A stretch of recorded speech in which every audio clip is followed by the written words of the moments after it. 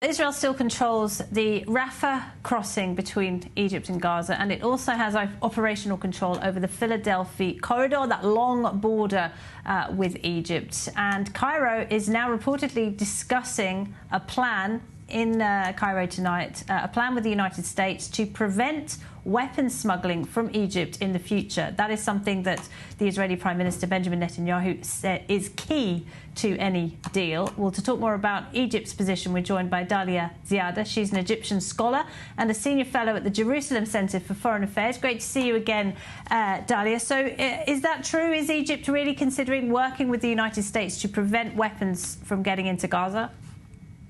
Thank you, Laura. It's always a pleasure to be with you.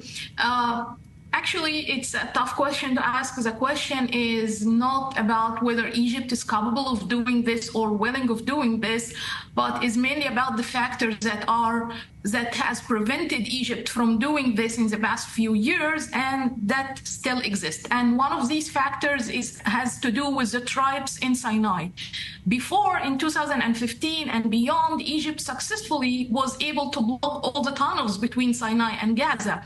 But by 2017 up to 2019, this led to a lot of troubles between the Egyptian leadership and the tribes in Sinai who were benefiting from these tunnels, who were profiting from these tunnels.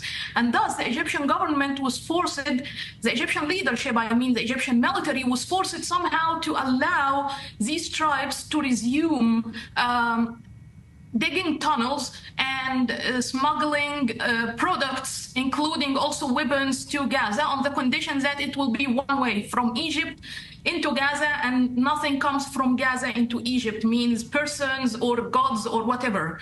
So the tribes kept the deal. These tribes were later helpful to the Egyptian military and the Egyptian intelligence forces in controlling the border with Gaza after the war erupted in October.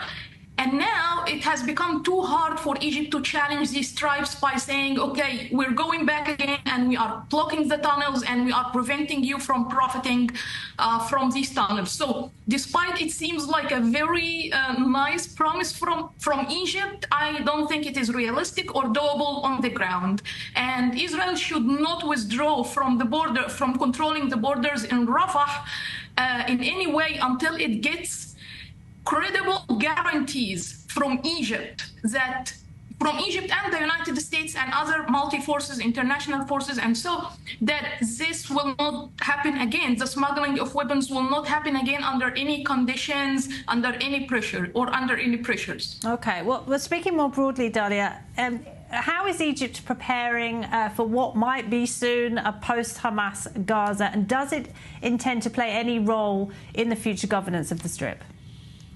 Actually, the Egyptian leadership and also some other countries have indicated to their Israeli counterparts that they are willing to play a tangible role in the reconstruction of Gaza post the removal of Hamas or post the war, in case, for example, a ceasefire deal was reached with Hamas, which is something I personally think will be like a lifeline thrown to Hamas, and I really don't want to see this happening. But we have two scenarios. Either the ceasefire deal happens, we are seeing now a lot of negotiations happening around this issue. Actually, as we speak, there is a security delegation from Israel in Cairo negotiating this potential ceasefire deal. Or the other thing is that we get rid of Hamas and thus Gaza will be clean and ready for a new governmental and security infrastructure, which in this case, most Arab countries, many of the moderate Arab countries, including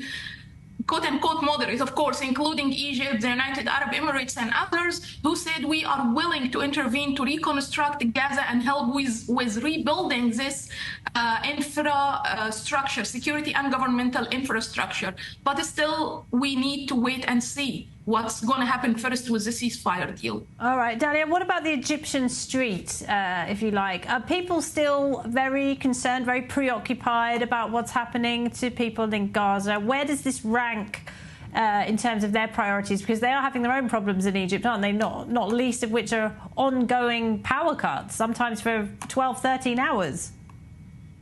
Speaking about the power cuts, it's so ironic that some of the media in Egypt and even mainstream press and press reports are blaming the power cuts on Israel, saying that Israel has caused economic problems for Egypt by limiting the gas exportation and thus affecting the energy sector in Egypt in general. Of course, this is one of the ways how Egyptians are concerned by the situation in Gaza. The mainstream in Egypt, as you know, are very sympathetic with Hamas and are very against Israel. I think this will continue to be the case in the next period, but in Egypt in general, there is a sense of relief that there is another war is happening in the north of Israel with Hezbollah, which means somehow they say that the Israeli forces will be obliged to leave from the south to the north, and thus this will give some relief for Gaza and thus some relief for Egypt. But still, in my opinion, it's all related. A war with Hezbollah will eventually affect Egypt, and a war in Gaza is still also affecting Egypt in many ways. And the best solution is really, as I said before, for everyone to support Israel in finishing Hamas and then finishing Hezbollah. Dalia, we appreciate your analysis. As always, Dalia Ziada, thank you very much. Thank you.